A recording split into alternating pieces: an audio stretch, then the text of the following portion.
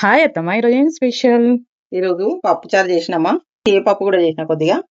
అంచుకి ఆలు ఫ్రై చేస్తున్నా, చూపిద్దాం వీడియోలో. ఫస్ట్ ఉడకబెట్టండి ఆలు ఇది సన్నగా కట్ చేసిన మంచిగా కడిగేసి జల్లెట్లకి వేసి నీళ్ళు పోయినాక ఇది ఇట్లా ఫ్యాన్ కింద పెట్టిన, కొంచెం తడి ఆరనియాలన్నమాట. ఫ్రెంచ్ ఫ్రైస్ లెక్క కట్ చేసిన. డీప్ ఫ్రైకి ఆయిల్ వేస్తున్నా. ఆయిల్ వేడెక్కింది, ఆయిల్ వేస్తుంది.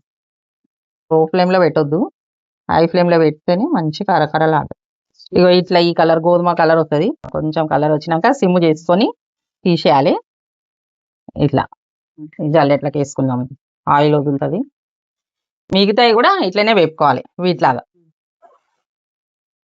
స్టవ్ ఆఫ్ చేసుకొని ఈ కరివేపాకు వేసుకోవాలి ఆయిల్లో. టేస్ట్ బాగుంటుంది కరివేపాకు వేసుకుంటే. సాల్ట్ తగినంత వేసుకోవాలి.